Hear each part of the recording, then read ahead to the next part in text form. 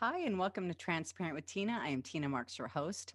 Today's guest is truly inspirational. And have you ever had that kind of day where you're not feeling so inspired and you're not feeling so motivated? In fact, to be honest with you, I was like, can I do this show today? And, I was telling her afterward, because I always do the intros after, because I like to have a feeling for really what my guest is all about. Yes, I read the notes, I do my research on their websites and media and all of that, but not truly until I interview them do I have a real connection and a real feeling of what they're all about. And I can tell you, she is clear headed. She came from Canada and she had came for a job. She had one idea, and wait till you hear her story and watch it explode. You know, it's just truly a testament to, if you have one thought and you just take it to the next level and take it to the next level and take it to the next level, you can become successful in any area of your life, not just professionally, but personally, which she has because she has a family now. And, I think we get discouraged sometimes when we don't see things happening fast enough. And also, one thing that I was talking to my clients today, which I have been experiencing because I look at the big picture too fast sometimes. And instead of breaking it down into bite-sized pieces where it's more manageable, where I look at the whole picture and it's like, oh my gosh, that's when I feel defeated. That's when I feel like I want to give up. That's where I get paralysis analysis. So she's going to tell us her story. And if any of you are resonating at all with what I'm saying, I think you're really going to get a lot out of this show. Up next, Jen Cohen.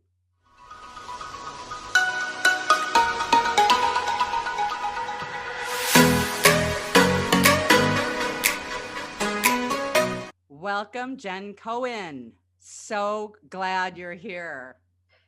Thank you for having me. This is great. I'm enjoying myself already. All right. So, we were just talking before I press record, everybody, just in case you guys want to know what that is behind her. It is two treadmills. I've watched her podcast a couple times and, yeah, you're away from it now. I can see that, but it looks like you're in this like really futuristic chair. So in case anybody I know everyone, by the way, everyone always asks me that question. And these are Woodway treadmills. That's why they're super sturdy. They're the best treadmills like on the planet. But I usually do my podcast on one of them and then the other person faces me and we have a conversation while we're moving. So, they say when you move, number one, I hate sitting down for that long of a time. right. That's too much. Yeah. But then, it gets your creative juices flowing. You're much more focused. You're like much more alert.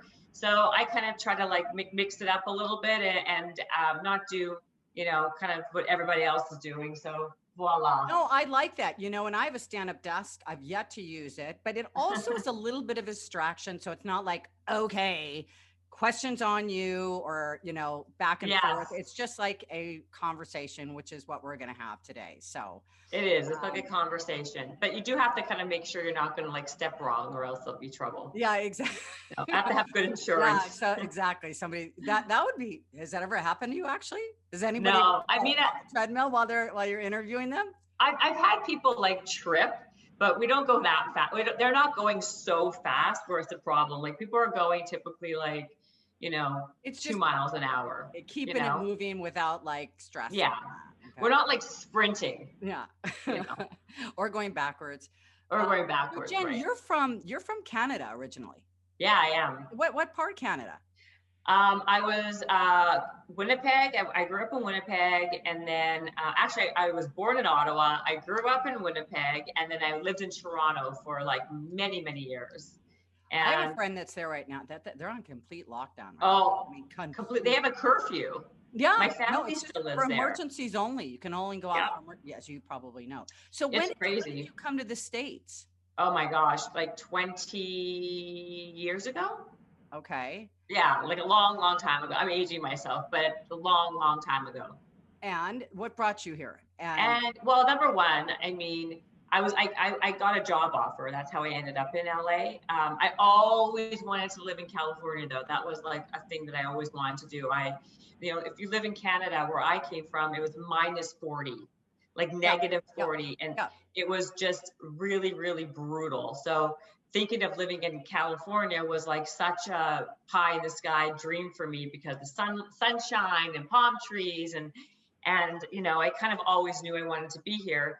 So I kind of like maneuvered my way a little bit to kind of, I did get a job offer, but it wasn't without lack, it was not without lack of trying, you know. So I just kind of like steered that ship a little bit towards that area. And Right. that's how I got here. Definitely power. You know, it's funny. I was born and raised in California, and I just take that for granted because, you know, I had Nunez on last week, and you know, he was raised in North Carolina, and that was like that was his goal. Well, he wanted to be an actor too, but I mean, now California, California, California, and I think people from California really kind of take that for granted. I mean, that, Yeah. you know, because I'm sitting there going, "Oh, I'm thinking about moving. I'm thinking about Tennessee. I'm like, maybe you should kind of appreciate what you got here, Tina." So doing a little Well, you adjustment know, on myself. right now everything in LA has kind of been like, you know, with Gavin Newsom, it hasn't really been the greatest. But I will say that LA, California in general is so beautiful. I mean, it's true. Like you all people tend to do that, right? We kind of take what we have for granted. So it's sometimes nice to kind of look around and be like, you know what, this isn't so bad. It You know what I isn't mean? so bad, and Beautiful that's weather, you know, yeah. beautiful weather. You know, you have a lot here. But by the way, I have to say that Canada is amazing. If it wasn't for the weather, I would probably still want to live there. I mean, culturally it's great, it's diverse, there's a ton to do, the people are super down to earth. It's just the fact that for, I guess, what I do for a living and the fact that now I'm so addicted to the weather, it's kind of a hard place to leave. Yeah, I was married to a Canadian. I lived in BC, and I have two clients there, and I love the values, and I agree with you. But the weather, you know, and Vancouver is so beautiful because it rains all the time. So if you get, you know, I mean, that's why it's so beautiful and lush and everything else. So Yeah, yeah. I mean, it rains too much for my liking, but it does. It does. It's a beautiful place to look and see. and like I said, the people have their values and the family and everything else. I love Canadians. I really do. Yes. I have a lot Well, of thank you. I take that as a compliment. So thank yeah, you. yeah, you should. Thank you. Thank you. I do. So, okay, so fitness. How did you get into fitness? You know, you are the queen of fitness. We know that you are actually named one of the top 100 influential people in health and fitness. Oh my gosh. Yeah. I mean, it's the queen of fitness. I like that title. I think I'm going to steal that from you. But, you know, fitness has always been something that I've just always like loved. It was like a thing that I like to do. It was like a passion of mine. Fitness was never something that I ever like I never expected that to be in my job or my career by any stretch of the imagination. Like I said, I got here from a job offer. I was working in the music industry at BMG Music, and I got a job to come out here in marketing for a different record label. And that's how I initially got to LA. And then I was here on a visa. And when you're on a visa, when you're on a working visa, you're only allowed to work with that company that actually sponsored you, or else it's illegal, right? So when I left that job, I was kind of like, like, can I say shit? Yeah. Oh, shoot. You know, now, well, I didn't want to, you know, I didn't want to be presumptuous. I was like, oh, shoot, what am I going to do now to make money? Da, da, da, da. So I kind of got into this idea that I was going to become a personal trainer in the interim until I figure out my next move, because I wasn't legal to work here. So that's how I initially started the whole fitness path. And then when I got my first certification, I went to the relationships I had in the music industry and kind of created a job for myself. I basically was like, you know what? I don't want to put a ceiling on what I can do. I'd like this fitness thing. I'm going to create this job where I'm going to be now a label trainer. And I basically pitched myself as this label trainer where they pay me a retainer to train the talent. And then from there, you know, that way, you know, I'm not going to be working hour to hour, depending on the person showing up to train or not. And I like basically convinced the guy to give me a shot because I knew how the marketing money worked. And he did, and it worked out. And so one label turned into two labels, turned into three. And that's how my business mushroomed. And I had all these trainers working underneath me. And it was really not in the stars for, like, I didn't think that was going to be what I was going to do. But like I said, I married two things, my passion and my wherewithal of how that business worked. And it worked out. And I kind of stayed on that path.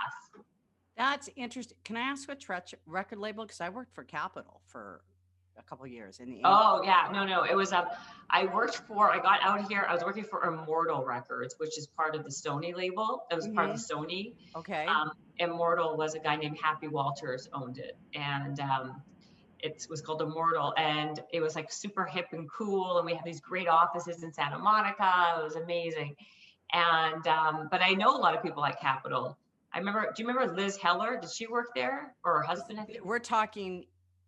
I'm not going to date myself. Well, yes, I'll date myself. It was 25 years ago. So it was a long okay. time. So, But my brother is like, he's a partner at William Morris, and I kind of was temping over there. So my whole family's in the music business. So I see how it rolls. I mean, everybody's like, it's a very small industry. It really is. it So is you're for sure. And you know, that's amazing. So Thank you. Huh? No, I said it's true, and thank you. And like the thing is about the music industry, though, you probably know this. Things were changing, and that's why I didn't like it anymore. Things were becoming all about like Apple, iTunes. Like back then, like we didn't have those things, right? So it was just happening. iTunes and Napsters and but you know, like it was like the .com world. Like it was like 20 years ago was like a whole different world. So as it changed, and I was like, I didn't love tech. I still don't love technology, ironically enough, right? Yes. And so that's when I was like, you know what? Maybe I'm going to try doing this other thing. This whole physical training workout thing is more my speed. Right. Okay. So, and I've watched some of your videos. I love the one where you're, because, you know, somebody has suggested I get one of those trampolines, the little trampolines. I love the trampoline. Yes. I saw you on it. Somebody was throwing you, I think it was was it a medicine ball? Yeah. Medicine ball. Yeah. That was, I love those things. Those trampolines, by the way, can I tell you something? You know, side note here, those trampolines, it's a great cardio. So it's a great workout if you do it well. And it's so easy on your joints. Like I actually ended up getting that I started using the trampoline because I had a knee issue. And so it's basically 80% less pounding for your joints. So that's how I started doing it. And now I like love it. And I do it all the time. And I do all sorts of crazy things on it. So I love it. Well, I'm going to get one because, you know, Evan Carmichael, he came on my show and he was jumping on one and. Oh, he was? Yeah, he was jumping. I'm like, what are you doing? He's like, I'm on my trampoline. Yeah, and that's like a whole thing with like Tony Robbins, like he jumped, like it's a thing to do. It's also great for your lymphatic drainage system. Yes, right? Yes. Lots of health benefits. And the cold plunge, which I know Tony has a... Yeah, the cold plunge. That's what I'm not really a big fan of. I know it's amazing for you to go from hot to cold. That's really what's really great. Going from like super cold to super hot. Right. And like, so do you do that in the shower? So like when you're taking a really hot shower at the end, do you end it with the cold? I mean, I'll do it for like 30 seconds. Yeah, me too. Yeah. But I mean, and then 30 seconds back and then I'm out. Yeah. And then I'm done. I mean, that's one thing. Like, I think I have post-traumatic stress disorder just from living in Winnipeg and the cold, like cryotherapy, cold plunges, anything with cold weather. I just can't do it, you know? The cryotherapy, I like, you know, he's like, well, you kind of, you know, I was like, no, I'm not doing that again. Yeah, exactly. I'm just, yeah. I got to pick my poison. I'll do the red light. I like the red light. Do you know that thing? No. What's that? It's just a red light and it's very, very good for like inflammation, for circulation. Does infrared sauna? I love the infrared sauna. In fact, I ordered one. I haven't gotten it yet, but no, the red light. Do you want me to show it to you? Yeah. Okay. Hold on. And then I also asked you if you know about this other, oh gosh, this is going to, let me open up a can of worms here. It's amazing. What is this? So is this? So what you do is, basically this is like a biohacking cave at my house. Just FYI. I have like every possible longevity thing you can imagine. Hold on.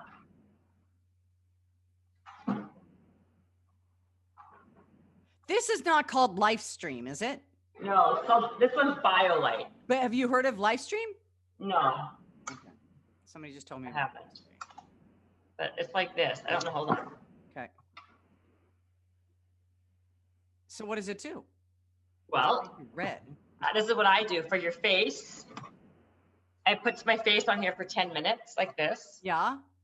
If I have like inflammation in my knee, or if I have like my joints, I put it there. I also have one of those big ones. So you're supposed to stand in front of it for like 10 minutes on one side, 10 minutes on the other side. And it's really great for, like I say, your circulation, inflammation. There is near infrared and all these things. So you can do it for fine lines and wrinkles. It Oh, could be you good just got me for there. what? I said you just got me there. I know. A Yeah. lot of women, that's what, this is like a great anti-aging tool too. That's the thing.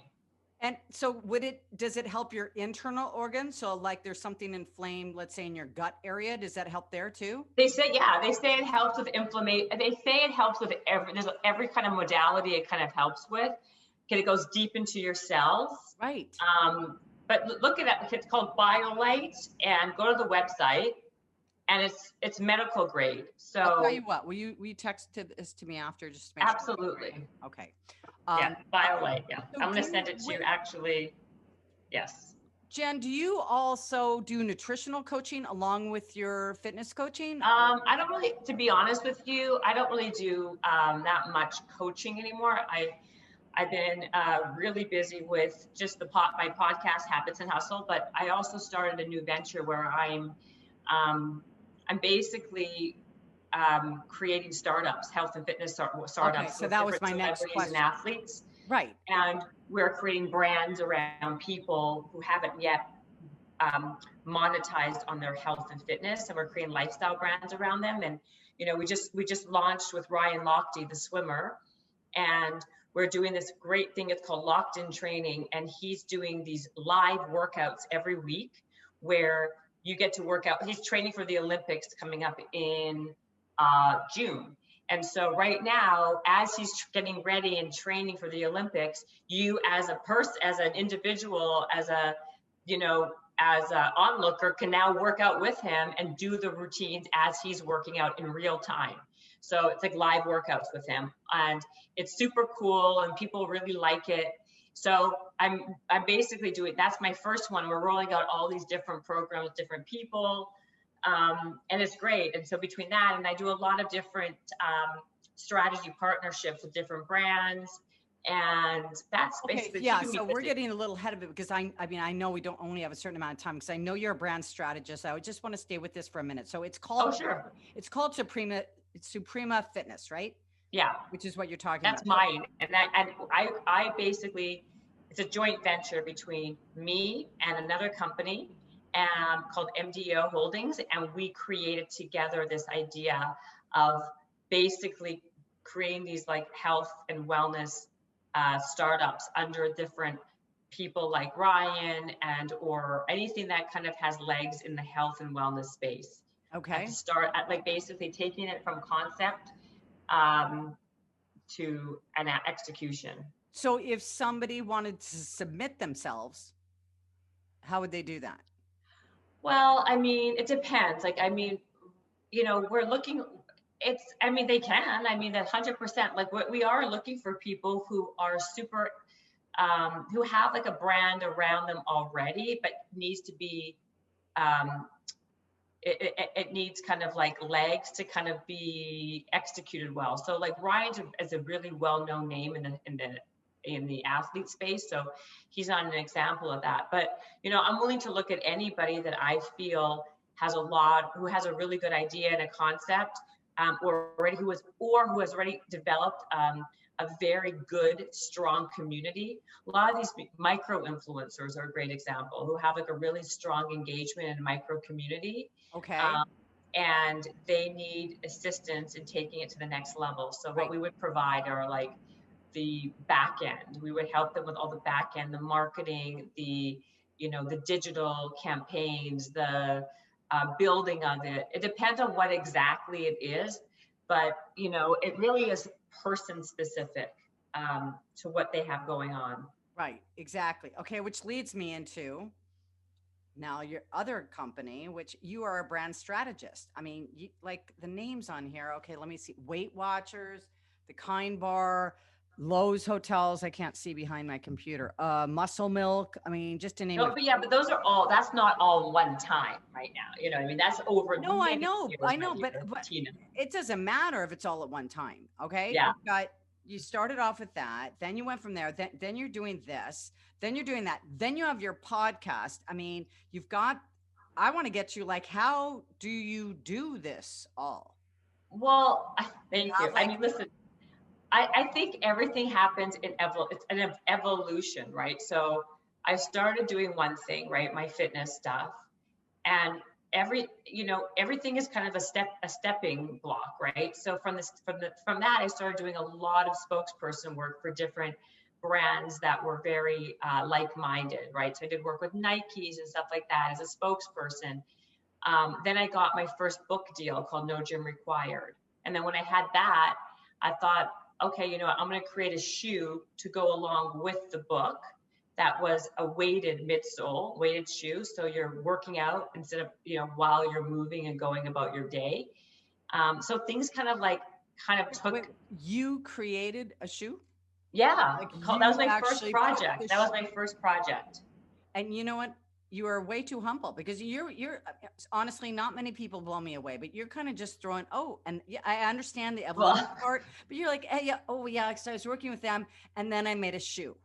well, Yeah, no, I because mean, everybody makes a shoe in like 5 minutes, right? no one makes a shoe in 5 minutes at all. But I mean, this is the thing. Like that's why when you're saying as a fitness coach, I mean, I don't really do that day to day. Like I'm really more about I'm much more of an entrepreneur in the fitness space. I spend most of my time um, basically trying to figure out ways to build businesses in the health and wellness space. So the shoe was kind of like at a time when had that book, and I'm like, that makes more sense to have a product where people don't have to rely on the gym. I mean, the gym is great. I love the gym, but Right. that's how the shoe was kind of born out of I wanted my book to have the same umbrella. I wanted to create a company, not just a product, like a book name. And so the shoe was really a launching pad for that. And then that was quite successful. I had a weight loss show called Shedding for the Wedding, again in the fitness space. And from that, I take one opportunity and then I leverage it into something else. And that's how I got the Weight Watchers deals and everything else.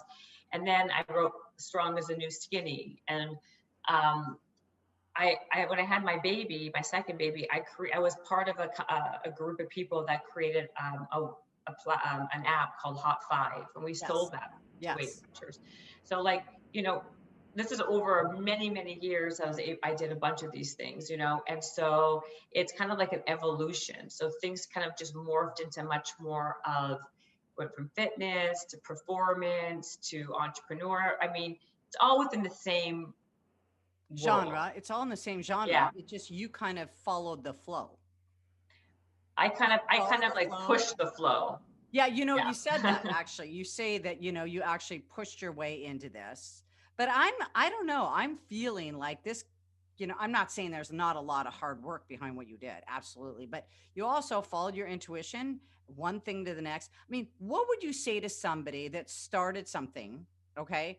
And they're spending a lot of time on it and they're not making a lot of money on it and they're feeling defeated, they're feeling discouraged, and they're, then they're listening to this podcast and going, man, she's came from Canada. She, started off with this, then and it's just like, because it's from hearing this, it sounds like, well, why isn't that happening to me? What would you say to somebody that feels a little bit stuck on maybe their first idea and it's not moving forward? I mean, how did you keep the motivation up? Well, I don't believe. See, motivation is a funny word to me, right? Because motivation, wanes all the time. I think there's a couple of things. Number one, I think that we all are stuck. We all get stuck. And, I can sit here and say, just kind of like, persevere. And that's true. I will say that, when a lot of times, like, we hit plateaus and everything in life. And it's important to kind of try to figure out a way to be patient and if you're being consistent and you're patient, you can see your way out of that But to that point, I would also say it's very important to know have a come to Jesus with yourself and have a realization of reality. And a lot of times it's important to learn how to pivot. If we've ever learned that, it's right now in the pandemic, right? That we know we have to be agile and know that, if we can't zig, we should zag. And being resourceful and kind of figuring out when sometimes things are not working, trying to figure out why it's not working, and then take a couple steps back and like rejig your plan, right? There's been a million times when like there's been things where I really was gung-ho on, and then I was basically just banging my head against the wall because I wasn't getting anywhere. But when I was able to take a step back and figure out why, like kind of it's that fact that it's not working, what's not working, why it's not working, and then figuring out like a next plan of action to do something maybe slightly different is really, really important. Something that you answered, because, I give everybody a guest appearance form to answer certain questions. And I really love this. And you first of all said you never hold on to grudges, and that you don't take closed doors as a rejection. You take them as what you're looking for is not behind them. And that was just like wham to me. I mean, my brother's always gone, rejection is protection. And until I read that from you, and I understood the meaning, but when I read that from you, articulated from you, I was like, that makes perfect sense. It's like, I don't want that behind the door if I keep getting rejected, and I do believe things happen for a reason. I think if your intention is strong and it's in the right place and you're doing the action and you're doing the work and it keeps coming up, no, my fighting spirit keeps going, oh, you got to keep going. So this is a very pivotal point for people too. They go, how long do I keep going? How long do I keep going in that direction? Where is that moment where you say, no, I'm going in the wrong direction? How many times do you have to have, after you've sat back and you said, this is still my passion. I feel like I'm doing everything in my power because, at this point, like I'm a single mom. My son's just turned 17 on Sunday. And so, oh, wow. yeah, I mean, I've been a single mom since he's 5.5 months old. Okay. So this is all me. And I got this, I do my coaching, but there's times like even today, I just felt like I'm hitting a wall. I'm like, and so when would you say, or what do you do when you hit that wall? What do you do when you feel like, oh, you reassess, you said, but is there anything else you do to like embody yourself and come back to yourself and reset and rejuvenate? I mean, like, what are those tools? Do you have any of those? Well, besides the red light, or no kidding. What'd you say? Besides the red light that I just showed you? Well, no, absolutely. I'm thinking about that as you told me that. Yeah. No, I think, you know what, this is an interesting point, right? Because it depends on like what your goal is. I think a lot of times you got to reverse engineer to what your goal is. Because a lot of times we're chasing something that we think we want, but we really don't, and what's and like, what kind of is your goal and what's the most important thing? Like, that's the first thing. I think that reassessment is the first thing. I think also playing to your strengths. A lot of times when I was trying to chase something or do something, it really wasn't in my strike zone. It wasn't like a natural fit, but I was trying to like fit a square into a circle. Mm-hmm. So I think when you start playing to work into our strengths and, staying in our lane a little bit with what we're really good at and what we tend to have more success in that way, right? Like, and then find other people to kind of balance out what you're bad at. And I think when you have a partner, it's really, really helpful. So like someone like yourself, I mean, it's hard. Like when you are a single mom and you're trying to be an entrepreneur, it's super, super difficult. I can't even imagine, because of, you have to be a parent first. I mean, that is probably going to be your priority. And there's only so many hours in the day. And a lot of entrepreneurs, there's no such thing as 9 to 5. You have to work around the clock, so like picking, basically picking things that fit and work the best into your life. Like in Italy, it's this whole thing, like, either you live to work or you work to live, right? where is it for you? Like, do you want to work to live, or do you want to live to work? A lot of times that becomes very convoluted in our country, right? We end up we're so dominated by our work and by our profession and being success that we don't even see success as success anymore. It's just more and more and more. Right. No, mine is, yeah, I want to fulfill my purpose. I mean, I know that I've had a stamp on my heart of what I need to do. And it's been 25 years. This isn't like a new go around the block for me. And, What is your purpose? my purpose is to spread, to do a podcast like this, to bring other people on, to inspire other people, especially right now.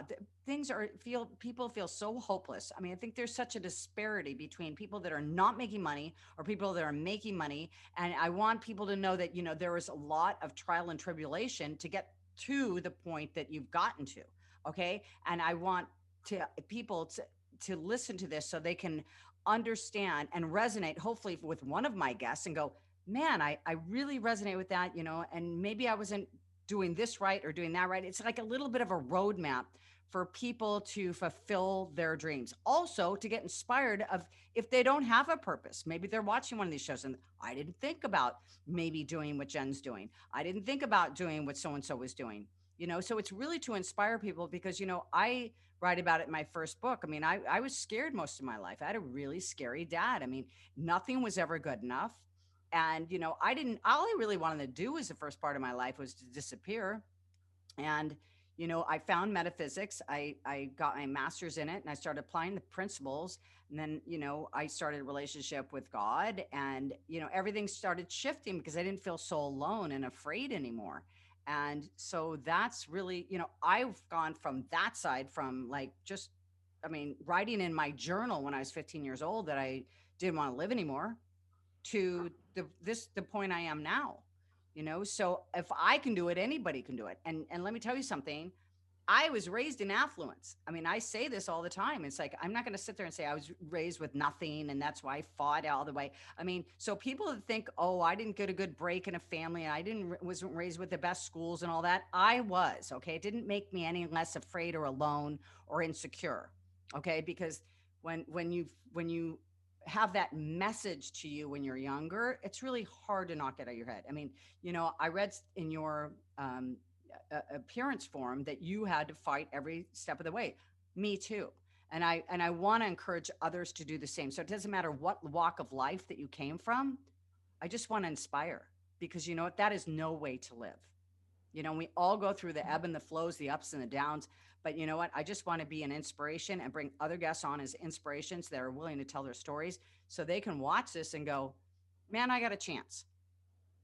Yeah. I mean, I like that. I think that's very true. And hopefully there is something that someone can pull from this for inspiration, right? I think that the through line is that nothing really is easy, right? I think from the outside, the perception could be, oh yeah, that person has a, they were success. Were lucky. There are people who are super lucky. Yes. But the majority of people, there's been a lot of hard work and a lot of hard work and a lot of failure and a lot of kind of falling and getting back up again and angst to get to where they were. I don't think anything is just like a one shot to success. But it's important to be, I think, if you want to have success, to have a vision, have like a focus and have a deliberate, be specific on what you're trying to do. I think a lot of times people are just shooting around and they're not really sure. But that's not a bad thing, but then take that and then try a lot of things. And then when you try a lot of things, in that process, hopefully you're going to find something that resonates with you. And that's how you do find it. So a lot of times, we were saying, it's like a lot of people are don't know what they want to do. This is a great time to try, like I said, a ton of different things and figure out what suits you best, figure out what you're really good at, what you're not good at, what you like, what you don't like. Because I'll tell you one thing, if you just chase money or chase for the wrong reasons, you're never going to find success. You find if you actually No, Money to and me, I think that's the problem with society. I think we've been taught to chase, from little kids. I mean, not me in per se, but most people I talk to. Oh, you don't want to do that; doesn't pay enough. And I truly believe if you do what you love, the money will follow. And then I've added something on my own, and I said even if it doesn't, you're not going to need as much because you're going to be happy. For me, I yeah, found it's when I was true. unhappy, I'm out there, I'm buying, purchasing, and it felt great. You know what I mean? At the moment, but it was short lived. And you know what? When you finally find your purpose, like I said, somebody asked me the other day, how do you know when you found your purpose? And she watched one of my shows. She's a client of mine. And she texts me and she goes, Tina, that was so inspirational because I never realized that I was in my purpose, which is real estate, until I saw your show. And so all the points you pointed out. I mean, if you think about it, 2/3 of your life you spend in your working environment. That is 2/3 of your life that you're not happy. I mean, I'm not saying it's not going to be challenging, okay? But being in something that doesn't set your soul on fire, or make you curious or make you inspired, and not every day, absolutely not every day. In fact, I had a little talk with myself today. My social media person was like, "Why aren't you doing more videos?" I mean, she called me last night. You went the whole weekend without doing videos. And part of me wanted to say F off, I, I needed I'm doing this. I'm just being really transparent right now. You know what I yeah, mean? But I didn't feel like it. It was my son's birthday, even though I wasn't really with him most of the day. I needed to relax and kind of reset that's me being transparent. But you know what? yeah. Certain things, life doesn't wait. Their businesses don't wait. It's so interesting. I find there's so much undue extra stress and pressure now with social media. Like all these Yes. extra jobs that never were there 20 years ago, 15 years ago, like where it becomes more of a hassle. Like to me, it's like, Yes. what am I doing? Like Don't do I it. You're going to disappear. like what's going on? Like I literally like right I barely got like Instagram figured out, and now they're like you have to be on Oh, Clubhouse, yeah. and here I am Oh, like yeah. Clubhouse, what's going on? So I have all these things going on today, and then I forgot that I agreed to be moderating the Clubhouse today at 1 o'clock, and I'm like, so now like these working hours where I'm supposed to be like working, I now have to spend and dedicate an additional full-time job amount of time onto like doing audio moderations on Clubhouse, social media videos, like all these And things. Clubhouse, by the way, is like 2 hours. Oh, this is what I was going to say to you. So I go on this It's thing two and I'm like, hours. okay, I'm looking on the clock. I'm like, is this a joke? Like it's now going into like I just hung up the phone, but it's like bleeding into like they're on there for 2-3 hours in the Yeah. middle of the day. Yeah. And So I I mean, had somebody put me in his group. So I have my own show on Fridays. And my first experience was being his moderator. And I'm texting him after 2 hours. I'm like, how much longer? He goes, well, after 2 hours and 10 minutes, he goes, 20 more minutes. So to make it 2.5 hours, right? He normally oh, does it for 4 hours, and it's to me it's like this net it's endless. So you have to put a cap on right, stuff. right. Like to me, it's like that in itself doesn't garner success. I understand you do that for networking, and I understand that. But all of these superfluous ancillary things, it takes away from the core fundamentals of what you're supposed to do, right? People don't want to do the core stuff, which is contacting someone, pick up the phone, you know, email someone, DM. I mean, there's so many ways now of contact. But then what? Once now you're just spending all your time doing all these things. Like where is there enough time in the day to then make an actual human connection one-on-one with somebody? Yeah, exactly. No, I agree. And I can go on and on about this, but even with the yeah, time. no, I know. Okay, let's see what else. You did a TED talk, okay? And from what I read from your response, you're looking to do more of these. Yeah, I mean, I you're do looking like to those. do like Well, speaking engagements. Speaking well, engagements. yeah. I like that stuff because that to me is like you can really like the TED Talk did very well. I had millions of people who Yeah, watched 3 it. million So, in a couple of days. Yeah. right. Well, in a few months. But I will say like that you can impact a lot of people if it's done, if you know, and like you can in a stage like that. But I do like that because they're short, and they can be impactful, and you get your message across. And what I liked about it is that it resonated with people. People actually got a lot out of it. I got like something in my throat. I'm sorry. That the idea is that we do have a lot of self-doubt. We do have a lot of fear of failure. So this is what the TED Talk's about. Like, but it's up to you. The onus is on you to try to get over it, right? And the only way you get over it is to move and have action. So the best way to do that, practice rejection like you would practice anything else. If you want to be stronger in the gym, you go to the gym, right? If you want to be more comfortable with failure, to be able to go after what you want and be more confident, be more bold, you got to practice. So start asking for small things in life. So anyway, it really impacted a lot of people, and that's why I want to do more of them, because of the kind of the impact it had on.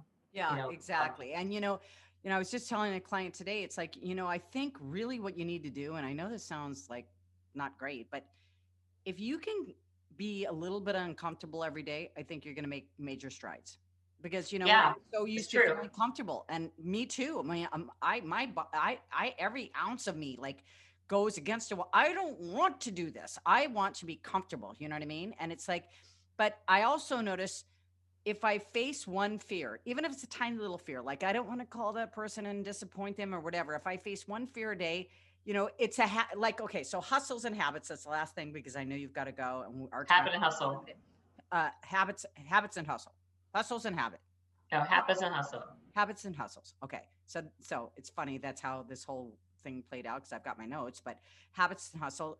It's like everything is a habit. It's a good habit or it's a bad habit, right? Everything in life is a habit. So make it a habit to ask for what you want. Make it a habit to, by the way,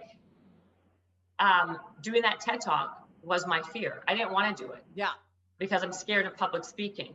I hate it. That's my biggest fear in life. And I said, they asked me to do one. A lot of times people have to apply, and I said no. And then I thought, well, what am I saying no to? This is like a humongous opportunity. And I got to practice what I preach. So I am going to go and do it. And I'm going to talk about that's how you get over your fear. Exactly. And then the truth of the matter is, like, the best way to get over anything is to conquer it in your face. And by doing little small things that make you uncomfortable every day, to your point, is exactly what you do. Yeah, exactly. Because you know what? The longer you wait, do you find this, Jen? The longer you wait, the bigger it gets. Yeah. And you know what? If you just face it, it's like, that wasn't that bad. Right. Or it's over. Nothing lasts forever. No, right. Exactly. It's temporary. Absolutely. Everything is temporary. Yeah. So, and your podcast, I love your podcast. We're going to put all the information in our notes Thank you. On everything. And it's just such a pleasure. I'm so happy that you're here. I mean, just not for everybody else, but for me too, because well, I'm happy I'm here too. And I appreciate you reaching out. This is great. Thank you for having me on your podcast. Oh, you're welcome. So any other hacks that you haven't, just 2 or 3 that you want to leave with? Besides are you talking wellness hacks or productivity hacks? Any hacks that you feel like would help somebody on a day-to-day basis? Moving every morning is my favorite hack. And everyone can do it. It's not sexy, it's not glamorous, but moving every day, first thing in the morning, sets you on the right path to success, physically and mentally. It gets your mind right cognitively, it gives you focus, gives you more alert, gives you more energy. There's so many benefits. So I like to say exercise to me is a hack that people have a lot of people who do it. But it has to be done in the morning, because that's interesting that you say that, because I used to go to the gym every day at 9 o'clock, whether it was spin or weightlifting. And now I fit it in where I can towards the end of the day. And I've got to say that now that you bring it up, I don't feel the same. No, it's not the same.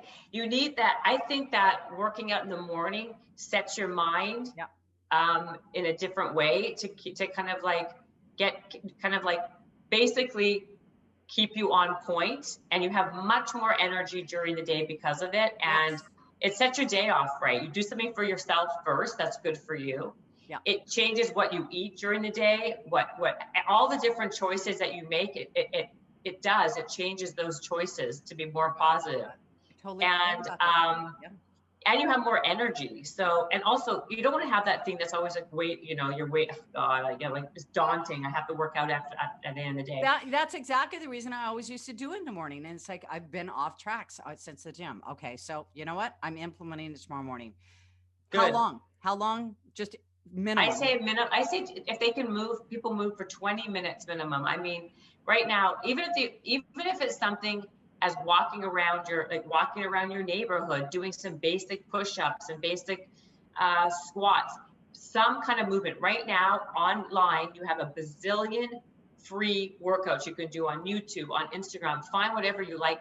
Here's a time to pick. You can try out 1,000 different things to figure out what you like if you're someone who doesn't exercise, and figure out and then kind of make that into your new pattern and your new routine. I just find it's to me, it's the greatest hack that there is.